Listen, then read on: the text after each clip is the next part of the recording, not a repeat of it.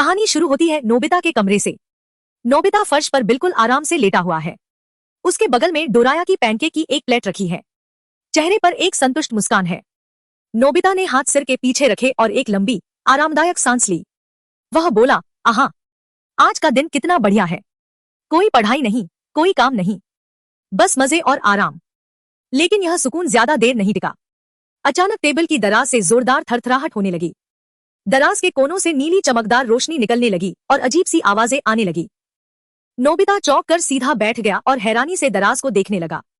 उसने घबराते हुए पूछा, अरे, ये क्या हो रहा है? मेरी टेबल की दराज अचानक इस तरह क्यों हिल रही है? तभी वह दराज अपने आप खिंचकर खुल गई और उसमें से एक गोलमटोल नीला बिल्ली जैसा रोबोट अपना सिर बाहर निकालकर मुस्कुराने लगा। वह रोबोट बहुत ही प्यारे अंदाज में बोला, हेलो, कैसे हो तुम नोबिता?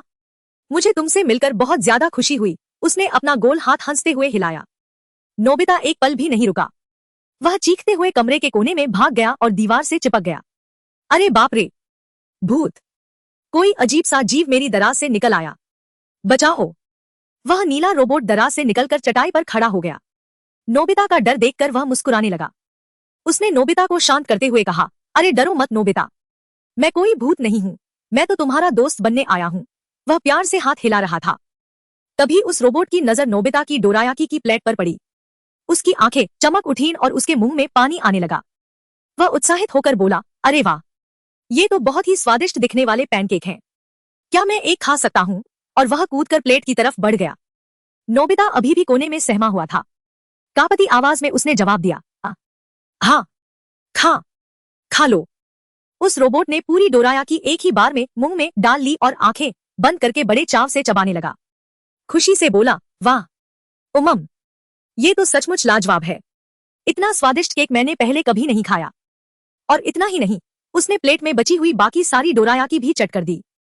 पूरी प्लेट एकदम साफ हो गई। उसने पेट थपथपाते हुए जोर से हंसते हुए कहा, मजा आ गया। तुम्हारा बहुत बहुत शुक्रिया नोबिता। अब मेरा पेट पूरी तरह भर गया है। इसके बाद वह रोबोट टेबल पर चढ़ा और वापस दराज में कूद गया। जाते जाते उसने मुस्कुराकर कहा, ठीक है दोस्त, अब जाने का वक्त हो गया है, फिर मिलेंगे। दराज अपने आप धीरे से बंद हो गई। कमरे में सब कुछ सामान्य हो गया। नोबिता दंग था। नोबिता डरते डरते उठकर टेबल के पास आया और घबराते हुए दराज को खींचा। उसने हैरानी से पूछा, ये क्या था? क्या मैं सपना देख रहा था?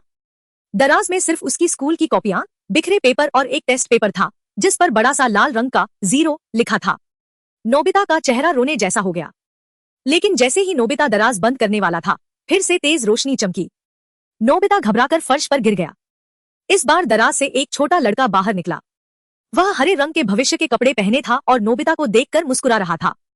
वह लड़का खुशी से बोला, हेलो दादाजी, आखिरकार मैं आपसे मिल ही गया। मैं कब से आपसे मिलने का इंतजार कर रहा था। नोबिता का मुंह खुला का खुला रह गया। वह फर्श पर बैठे बैठे पीछे खिसकते हुए चिल्लाया, दादाजी, तुम मुझे दादाजी क्यों बोल रहे हो? मैं तो अभी खुद एक स्कूल जाने वाला बच्चा हूं। उस लड़के ने धीरे से घुटने टेककर नोबिता के सामने बैठते हुए बताया, मेरा नाम सेवाशी है और मैं भविष्य से, यानी आपकी चौथी पीढ़ी से आया हूं। इसलिए आप मेरे परदादा लगते हैं। नोबिता को यकीन नहीं हुआ। उसने सिर हिलाते हुए कहा, यह सब बकवास है। कोई भी भविष्य से नहीं आ सकता। तुम जरूर कोई बहरूपीय हो। तब सेवाशी ने अपनी जेब से एक लाल रंग का एल्बम निकाला और बोला, अगर आपको यकीन नहीं होता तो सबूत के तौर पर जरा अपना ये भविष्य का एल्बम तो देख लीजिए। तभी दराज से वह नीला रोबोट भी वापस आ गया और सेवाशी के बगल में बैठ गया। इस बार वह उदास दिख रहा था। रोबोट ने गंभीर होकर कहा, हाँ नोबिता, सेवाशी एकदम सच कह रहा है। हम दोनों तुम्हारा भविष्य सुधारने के लिए यहाँ आए हैं। सेवाशी ने एल्बम खोला और नोबिता को तस्वीरें दिखाने लगा। नोबिता घुटने टेककर करीब आया। सेवाशी ने एल्बम की एक तस्वीर पर उंगली रखते हुए बताया, ये देखिए, इस फोटो में भविष्य में शादी के समय आपकी बगल में जियाको खड़ी है। आपकी शादी जियाको से होने वाली है। यह सुनते ही नोबिता का चेहरा पीला पड़ गया। वह चीख उठा, क्या? नहीं, ये नामुमकिन है। मैं जियाको से शादी क्यों करूंगा? मैं तो शिजुका से प्यार करता हूं। सेवाशी ने एल्बम के पन्ने पलटते हुए चेतावनी दी, देख लीजिए, जियाको से शादी के बाद आपके पास कोई अच्छी नौकरी नहीं होगी, व्यापार में नुकसान होगा और बहुत सारा कर्ज आपके ऊपर चढ़ जाएगा। यह भयानक सच्चाई सुनकर नोबिता जोर जोर से रोने लगा। उसने चिल्लाते हुए कहा, नहीं, जियाको से शादी का मतलब है पूरी जिंदगी की तबाही। ये एल्बम जरूर नकली है। तुम दोनों मुझे डरा रहे हो। नोबिता एल्बम को जमीन पर गिराकर बिना सोचे समझे रोते और चीखते हुए कमरे का दरवाजा खोलकर बाहर भाग गया। वह हांफता हुआ, आंखों से आंसू बहाते हुए अपने मोहल्ले की सड़क पर तेजी से दौड़ रहा था। उसे अपने भयानक भविष्य के सपने से भागना था। तभी एक मोड़ पर नोबिता ने देखा कि शिजुका और जियाको आमने सामने खड़ी बातें कर रही हैं। जियाको बहुत खुश दिख रही थी। जियाको ने हाथ में एक छोटा लाल खिलौना डंपर ट्रक लेकर शिजुका को दिखाते हुए कहा, हाँ शिजुका, देखो ना, ये खिलौना कितना प्यारा है, मुझे ये बहुत पसंद आया। जियाको को देखते ही नोबिता ठिठक गया। उसका दिल जोरों से धड़कने लगा। उसने मन में सोचा, ओह नहीं, वो सचमुच जियाको ही है। मुझे इसके पास बिल्कुल नहीं जाना चाहिए, वरना मेरा भविष्य सच हो जाएगा। और वह उल्टे पैर भागने लगा। घबराहट में पीछे की तरफ दौड़ते दौड़ते नोबिता बिना देखे मुख्य सड़क के बीचों बीच पहुंच गया। तभी सड़क पर एक विशाल हरा डंपर ट्रक बहुत तेज गति से हॉर्न बजाता हुआ आया। खतरा बिल्कुल सामने था। ट्रक चालक ने खिड़की से सिर निकालकर जोर से चिल्लाया, अरे लड़के, हटो, रास्ते से दूर हटो, वरना कुचले जाओगे। नोबिता डर के मारे घुटनों के बल सड़क पर बैठ गया और अपना सिर ढक लिया। ट्रक उसके ठीक बगल से धूल और धुआं उड़ाता हुआ निकल गया। नोबिता बाल बाल बच गया, लेकिन वह सदमे में था। नोबिता की चीख सुनकर शिजुका और जियाको घबराकर दौड़ती हुई उसके पास आईं। शिजुका ने झुककर चिंतित स्वर में पूछा, नोबिता, भगवान का शुक्र है तुम बच गए। तुम सड़क पर इस तरह क्यों भाग रहे थे? चोट तो नहीं लगी? नोबिता अभी भी सड़क पर घुटने टेके हुआ था। रुंधी आवाज में बोला, ओह, मैं बच गया। मुझे बहुत डर लग रहा है। जियाको ने दयालुता से अपना खिलौना ट्रक नोबिता की तरफ बढ़ाते हुए कहा, ले लो नोबिता, तुम घबराओ मत। क्या तुम्हें बहलाने के लिए मेरा यह छोटा सा खिलौना ट्रक चाहिए? लेकिन जियाको का खिलौना देखते ही नोबिता दहशत में चीख उठा। वह पीछे हटते हुए चिल्लाया, नहीं, मुझे तुमसे कोई खिलौना नहीं चाहिए। मुझसे दूर रहो, तुम चुड़ैल हो। नोबिता की इन कड़वी बातों ने जियाको को अंदर तक तोड़ दिया। उसकी आंखों में आंसू आ गए और वह जोर से रोने लगी।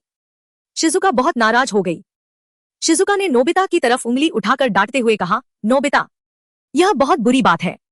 जियाको सिर्फ तुम्हारी मदद करना चाहती थी और तुमने उसे रुला दिया। मैं तुमसे कभी बात नहीं करूंगी। शिजुका की डांट सुनकर नोबिता और भी घबरा गया। पछतावे से भरा वह वापस गलियों में और तेजी से भागने लगा। उसे समझ नहीं आ रहा था कि क्या करे। दौड़ते दौड़ते वह एक घर के सामने से गुजरा जहां एक बुजुर्ग पड़ोसी बगीचे में पानी दे रहे थे। गलती से पानी का पाइप नोबिता के चेहरे पर मार दिया।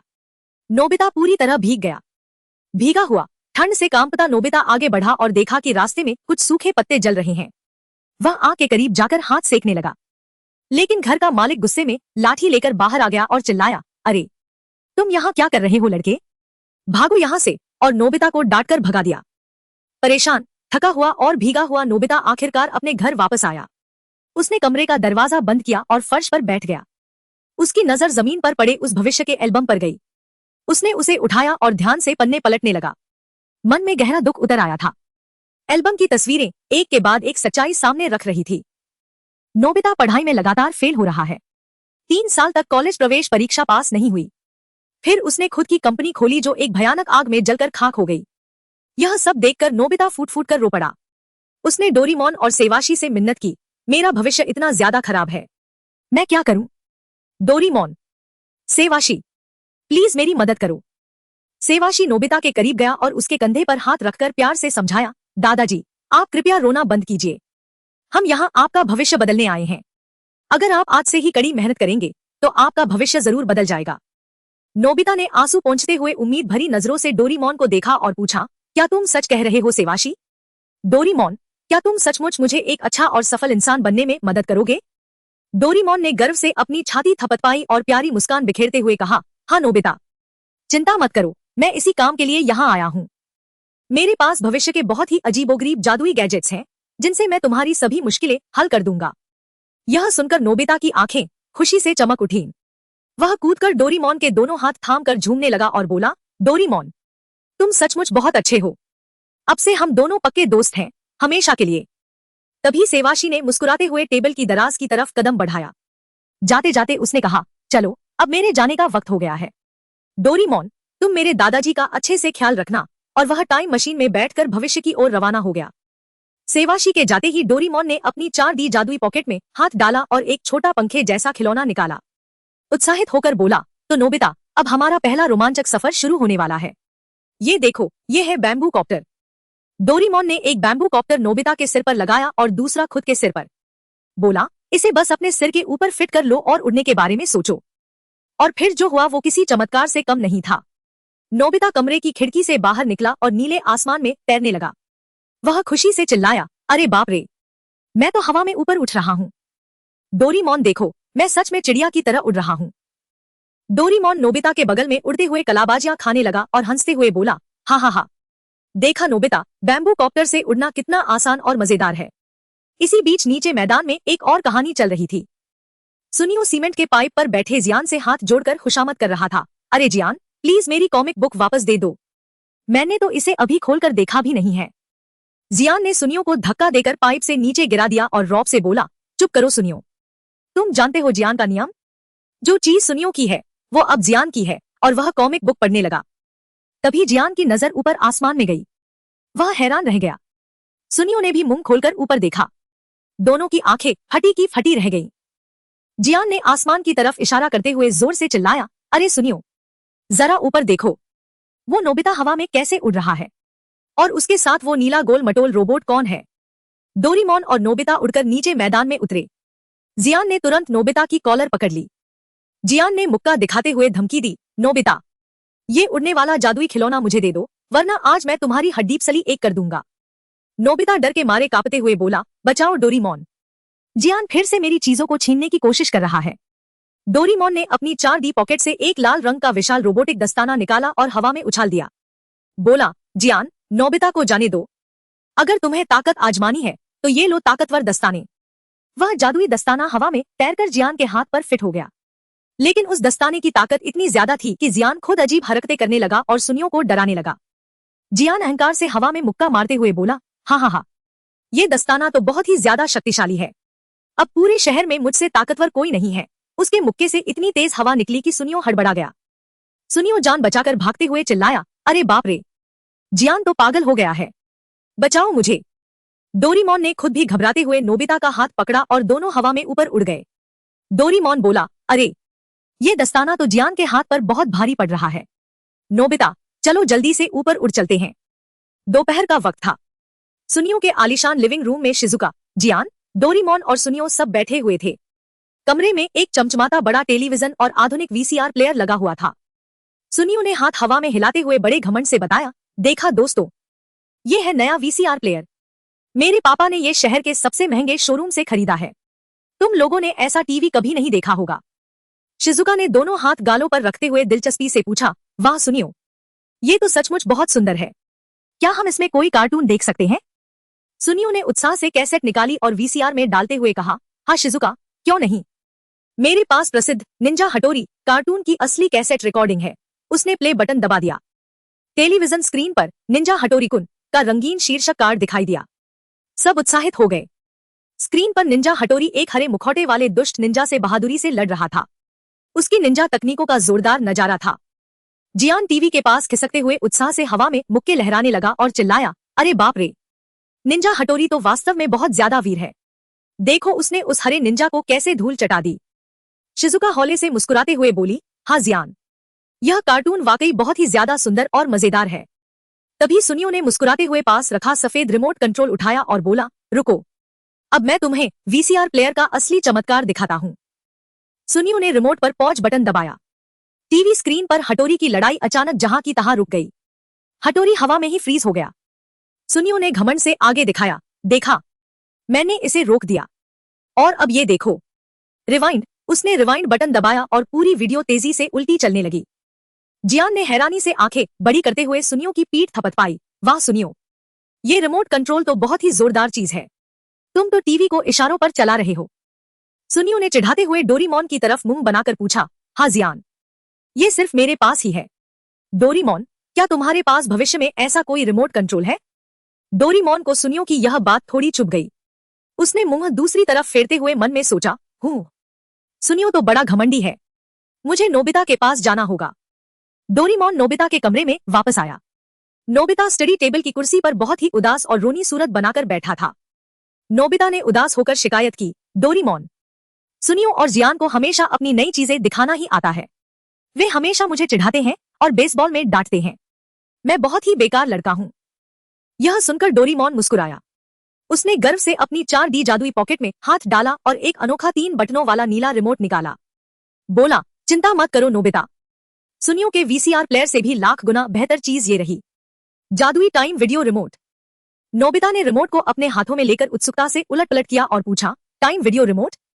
ये रिमोट कंट्रोल क्या काम करता है डोरेमोन? डोरेमोन ने हंसते हुए राज खोला, इस रिमोट की मदद से तुम असल जिंदगी को भी कंट्रोल कर सकते हो।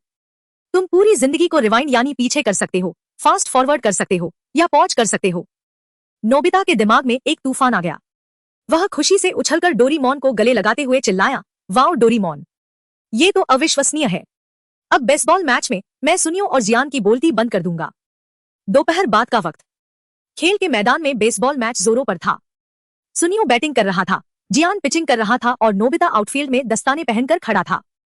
सुनियो ने बहुत तेज शॉट मारा। गेंद हवा में सीधी नोबिता की तरफ उड़ी। नोबिता ने कोशिश की लेकिन गेंद उसके हाथ से फिसलकर जमीन पर गिर गई। जियान ने हेलमेट पहने हुए जोर से डांटा, नोबिता तुम बहुत ही बड़े बुद्धू हो। तुमने इतना आसान सा बेसबॉल कैच भी छोड़ दिया। हमारी टीम तुम्हारी वजह से हार जाएगी। लेकिन नोबिता इस बार चुप नहीं बैठा। उसने चुपचाप जेब से वह नीला रिमोट निकाला और आंख मारते हुए बोला, रुको जियान, मैं तुम्हें अभी दिखाता हूं। और उसने रिवाइंड बटन दबा दिया। अचानक पूरी दुनिया उल्टी चलने लगी। गेंद वापस उड़कर सुनियो के बल्ले में चली गई। जियान वापस पिचिंग पोजीशन में आ गया। समय पीछे चला गया था। नोबिता मुस्कुराते हुए अपनी जगह बदल ली। वह बिल्कुल उसी जगह खड़ा हो गया जहां गेंद गिरने वाली थी। जियान ने दोबारा गेंद फेंकी और सुनियो ने शॉट लगाया। इस बार गेंद सीधे उड़कर नोबिता के दस्ताने में समा गई। नोबिता ने हवा में शानदार छलांग लगाकर कैच पकड़ लिया था। सभी देखने वाले चिल्ला उठे। शिजुका मैदान के किनारे खड़ी तालियां बजाते हुए बोली, वाह नोबिता, कितना सुंदर कैच पकड़ा तुमने। तुम तो बेसबॉल के बहुत ही कमाल के खिलाड़ी बन गए हो। सुनियो माथा खुजलाते हुए फुसफुसाया, अरे ये कैसे हुआ? नोबिता तो पहले बहुत दूर खड़ा था, पर वह अचानक वहीं कैसे पहुंच गया जहां गेंद गिरी? अब नोबिता की बारी थी बैटिंग की। उसने हाथ में बल्ला लेकर चुनौती देते हुए कहा, अब मेरी बैटिंग की बारी है। जियान, फेंको अपनी सबसे तेज गेंद। जियान ने बहुत तेज गेंद फेंकी। नोबिता पहली बार में चूक गया, लेकिन उसने तुरंत रिमोट का बटन दबाया, समय पीछे किया और जियान ने दोबारा गेंद फेंकी। इस बार नोबिता ने गेंद की दिशा पहचानकर पूरी ताकत से बल्ला घुमाया। टैंग की जोरदार आवाज के साथ गेंद बादलों के उस पार एक लंबा होम रन मार गई। जियान की आंखें फटी की फटी रह गईं। वह पिच पर खड़े खड़े चिल्लाया, क्या? उसने मेरी सबसे तेज गेंद पर इतना लंबा होम रन मार दिया? ये लड़का नोबिता ही है ना? शाम का सुहाना समय था। नोबिता और शिजुका साथ साथ टहलते हुए घर की तरफ लौट रहे थे। माहौल बहुत प्यारा था। शिजुका ने आंखें बंद करके मधुरता से मुस्कुराते हुए कहा, सचमुच नोबिता, आज का तुम्हारा खेल देखकर जियान और सुनियो भी तुम्हारी बहुत तारीफ कर रहे थे। तुम बहुत ही अद्भुत हो। नोबिता ने सिर खुजलाते हुए शेखी बघारी, अरे शिजुका, ये तो बस शुरुआत थी। तुम देखती जाओ, नोबिता अब इस शहर में बहुत बड़ा चमत्कार करके दिखाएगा। शिजुका हंसते हुए अपने घर के दरवाजे के अंदर चली गई। नोबिता सीटी बजाते हुए अपने घर की तरफ बढ़ा। नोबिता कमरे में आया तो डोरेमोन फर्श पर बैठा था। नोबिता को देखते ही उसके चेहरे पर गंभीरता आ गई। डोरेमोन ने हाथ बढ़ाते हुए कहा, चलो नोबिता, अब बेसबॉल मैच खत्म हो गया है और तुमने काफी मजा कर लिया। अब मेरा जादुई टाइम वीडियो रिमोट वापस करो। लेकिन नोबिता ने रिमोट को अपनी पीठ के पीछे छुपा लिया और जिद्दी होकर बोला, नहीं डोरेमोन, बिल्कुल नहीं। मैं इस रिमोट का उपयोग कल स्कूल में परीक्षा के प्रश्नों को रिवाइंड करने के लिए करूंगा। मैं इसे अभी वापस नहीं करूंगा। डोरेमोन गुस्से में चिल्लाया और नोबिता की तरफ झपटा, नहीं नोबिता, तुम भविष्य के गैजेट्स का गलत इस्तेमाल नहीं कर सकते। इसे मुझे अभी दे दो। और फिर शुरू हुई एक हास्यास्पद लड़ाई। नोबिता भागता और डोरेमोन उसके पीछे। दोनों कमरे में गोल गोल चक्कर काटने लगे। रिमोट लेने और बचाने का यह खेल बड़ा मजेदार था। तभी छीनाझपटी में नोबिता का हाथ गलती से पॉज बटन पर दब गया और डोरेमोन हवा में झपटते हुए बीच में ही बिल्कुल जमकर फ्रीज हो गया। उसका मुंह खुला रह गया। वह एक पत्थर की मूर्ति की तरह बन गया। नोबिता हड़बड़ाते हुए डोरेमोन के जमे हुए चेहरे के सामने हाथ हिलाने लगा। घबराकर रिमोट के सारे बटन दबाने लगा, लेकिन डोरेमोन टस से मस नहीं हुआ। वह परेशान होकर बोला, अरे डोरेमोन, तुम हिल क्यों नहीं रहे हो? क्या मैंने गलती से तुम्हें पॉज कर दिया? तभी कमरे का दरवाजा तेजी से खुला और नोबिता की मां हाथ में टेस्ट पेपर लेकर बहुत गुस्से में अंदर आई। मां ने ऊंची आवाज में डांटा, नोबिता, तुम यहाँ क्या तमाशा कर रहे हो? क्या तुमने अपना सारा होमवर्क पूरा किया या अभी भी खेल रहे हो? नोबिता का कलेजा मुंह को आया। वह माँ को देखकर घबरा गया और तुरंत रिमोट माँ की तरफ घुमाकर बटन दबाने लगा। वह चिल्लाया, ओह नहीं, माँ आ गई। माँ प्लीज रुक जाओ। रिवाइंड। और जो हुआ वह देखने लायक था। माँ के पैर अचानक उल्टी सीधी दिशाओं में चलने लगे। वह कमरे में लट्टू की तरह गोल गोल घूमने लगी। माँ ने हवा में हाथ पैर मारते हुए चिल्लाया, अरे ये मेरे शरीर को क्या हो गया है, मैं गोल गोल क्यों घूम रही हूँ? नोबिता बचाओ मुझे, मुझे चक्कर आ रहा है। उनका चश्मा भी नाक से खिसक गया। नोबिता ने घबराकर पॉज और प्ले बटन दबाए। माँ तेजी से चक्कर खाकर कमरे के फर्श पर गिर गईं और बेहोश हो गईं। कमरे में पूरी तरह सन्नाटा छा गया। नोबिता फर्श पर माँ के पास बैठकर रोने लगा। फिर वह जमे हुए डोरीमोन के पास घुटनों पर बैठ गया और फूट फूट कर रोते हुए बोला, हे भगवान, माँ तो बेहोश हो गई। डोरीमोन प्लीज मेरी मदद करो, मुझे अपनी गलती समझ आ गई है। मैं कभी भी गैजेट्स का गलत उपयोग नहीं करूंगा। और इसी दुखद और हास्यास्पद मोड़ पर आज की कहानी का यह हिस्सा समाप्त होता है। पृष्ठभूमि में डोरीमोन का प्यारा अंत संगीत गूंजने लगता है, जहां सभी पांचों दोस्त मिलकर खुशनुमा पल बिता रहे हैं। मिलते हैं अगले भाग में एक नए धमाकेदार कारनामे के साथ।